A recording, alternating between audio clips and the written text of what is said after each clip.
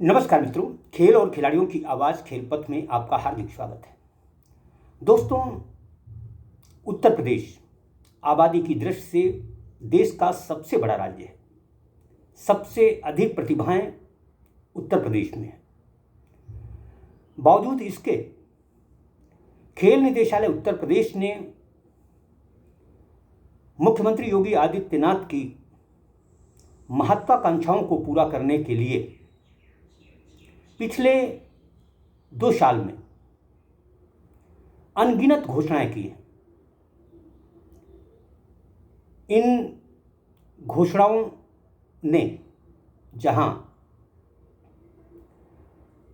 खेल प्रेमियों में, खिलाड़ियों में उत्साह का संचार किया, वहीं अब घोषणाएं पूरी न होने से खेल प्रेमियों और खिलाड़ियों में निराशा देखी जा रही है।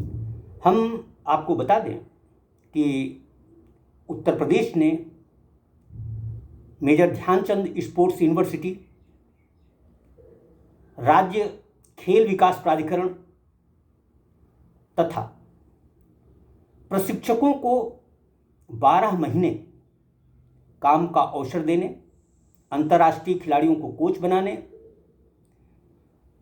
और न जाने कितनी खेल हितैषी घोषणाएं की गई। पिछले साल जुलाई में राज्य में गुजरात की तर्ज पर खेल विकास प्राधिकरण के गठन का निर्णय लिया गया था। इससे पहले मेजर ध्यानचंद स्पोर्ट्स यूनिवर्सिटी की आनन फानन में आधारशिला रखी गई थी। लेकिन क्या ये योजनाएं ऐसे ही घोषणाओं से पूरी हो पाएंगी? ये सबसे बड़ा सवाल है। उत्तर प्रदेश आबादी की दृष्टि से जहां देश का सबसे बड़ा राज्य है, वहीं उसके पास प्रचुर विकास की संभावनाएं भी हैं। खेल निदेशालय उत्तर प्रदेश ने अपने प्रशिक्षकों को जिस तरह फुटबॉल बना रखा है, उसकी सर्वत्र आलोचना हो रही है। एक समय था जब उत्तर प्रदेश के प्रशिक्षकों की नज़ीर दी जाती थी, लेकिन आज वही प्रशिक्षक गुर्बत के दौर से गुजर रहे हैं, आर्थिक तंगहाली के दौर से गुजर रहे हैं और उनकी सुनने वाला कोई नहीं है। कहा गया था कि प्रदेश के प्रशिक्षकों को 10 महीने नहीं 12 महीने काम का अवसर मिलेगा। बावजूद इसके प्रदेश सरकार ने प्रशिक्षकों को ही बेरोजगार कर दिया है।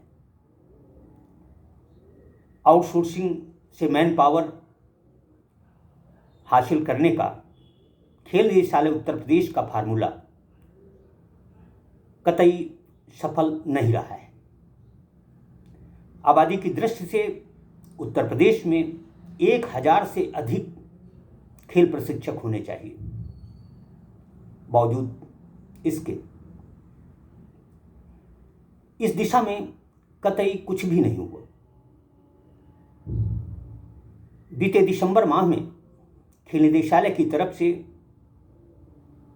पुराने ग्रामीण खिलाड़ियों को मैदानों में वापस लाने की योजना भी बनी थी, लेकिन वह योजना भी खटाई में पड़ती दिख रही है।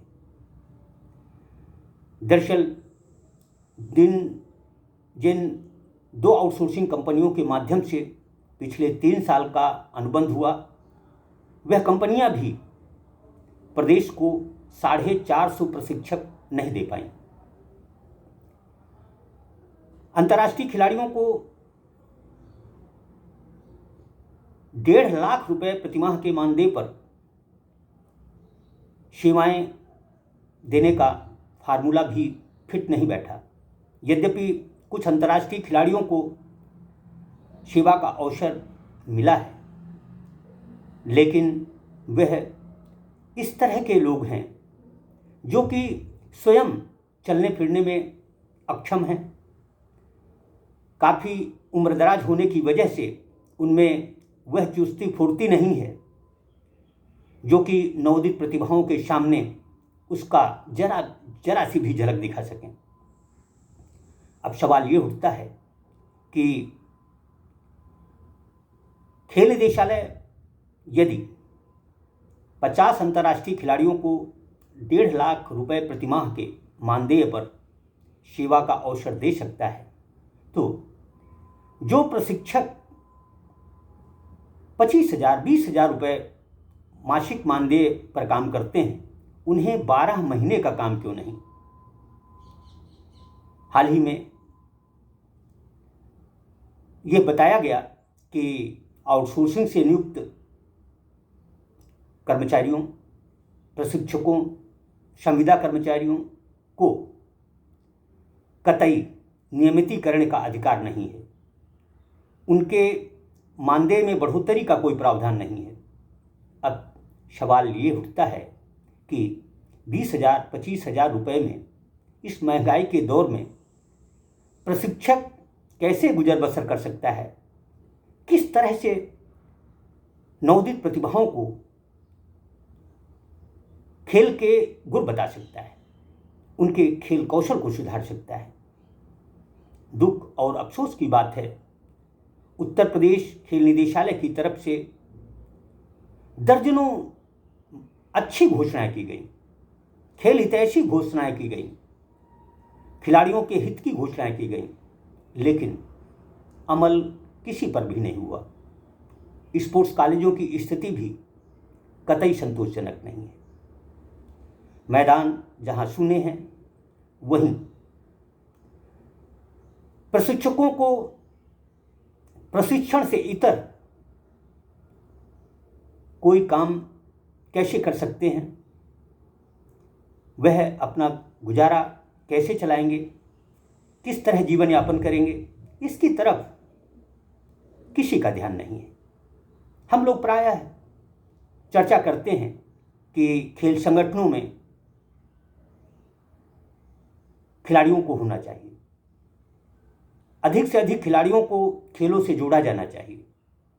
ये अच्छी बात है, लेकिन जिन राज्यों ने इस फार्मूले का उपयोग किया है, वह स्वयं जानते हैं कि इससे कतई खेलों का हित नहीं हुआ है। उत्तर प्रदेश के खेल निदेशक भी हॉकी के जाने माने खिलाड़ी रहे हैं।